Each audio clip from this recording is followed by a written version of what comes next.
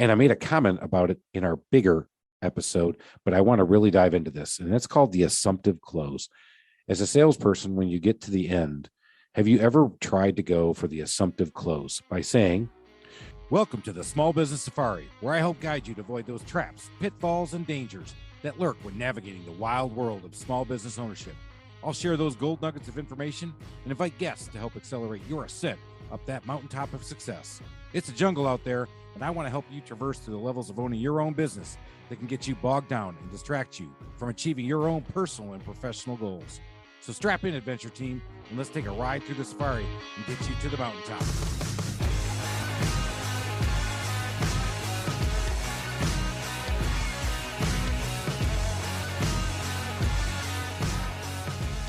Hey everybody, it's Chris again, and welcome to the Small Business Safari mini episode. Today I'm going to be talking about my interview that we did with Amanda Griffey. Amanda Griffey is a young up-and-comer in the remodeling industry, working in the plumbing business right now. What we learned from Amanda is you really need to have that passion for life, and that's what she has. She really has a passion for life. You want to be around her. She's got a great personality. She's had some pivots in her career, but she has gotten into the construction industry and used her ability to learn quickly, use her personality, and show her passion to be able to continue to find the way in the world.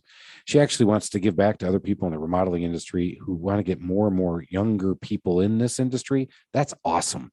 But what she really brought was a lot of energy.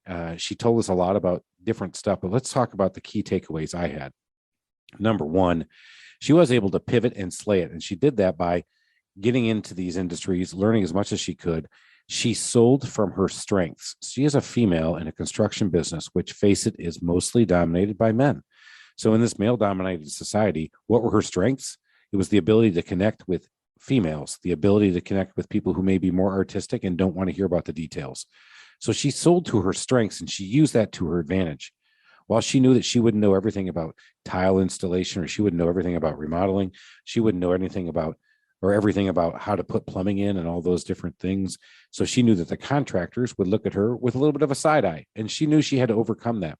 So knowing who you're selling to, using your strengths, helps you get up and over and get you into the place you want to be, which is you want to be their trusted advisor and help them make a decision and sell them on what they're doing. And I made a comment about it in our bigger episode, but I want to really dive into this, and it's called the assumptive close. As a salesperson, when you get to the end, have you ever tried to go for the assumptive close by saying, "Well, if we do this, this, and this, I will be able to get this delivered on this day. What day would work for you?" Therefore, the answer will get them to either say yes or no. You'll be able to show them that you're assumptive closing, and perhaps maybe you're even helping them hit that easy button, and they go ahead and buy with you because you went with the assumptive close. How about this technique? At the end of this, it looks like it'll be about this much money. We'll have it in stock by next week, and we'll be able to deliver it in 2 weeks. Would that be cash, check, or charge? How about that for an assumptive close? If you did that, it's something you have to work on, because if you do it with the wrong individual and you do it at the wrong time, it may be a kerplunk. It may be the big old clunker stinker. However, if you do it at the right time with the right person, you may actually get that job and pull it across the finish line and get the win, get that sale out of there. That's really cool when you think about that.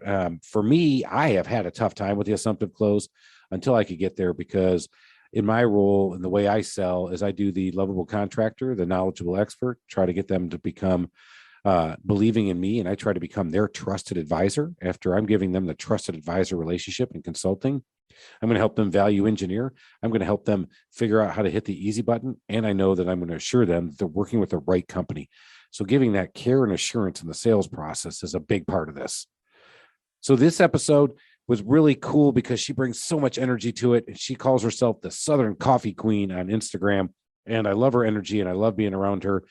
She's going to start her own podcast soon, and that's going to be awesome. And I encourage you, if you're like what you're listening to, if you could go out there and make sure other people are checking us out, follow, rate, review, send me some Instagram DMs at customerservice.freak, or you can send me an email at chris@thetrustedtoolbox.com. You can always find me out there online at the Trusted Toolbox, the Home Service Institute, my book website, From Zoo to Wild. That's zoo, number 2, wild.com.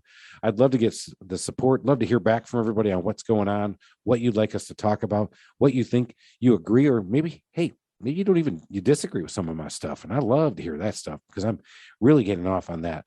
We're having a blast doing this podcast. We've got a beautiful studio we built now. It actually looks like a safari in here. It's really cool. So if you don't follow me on Instagram or Facebook, you won't be able to see some of these pics, but they're awesome. I'm going to stop there.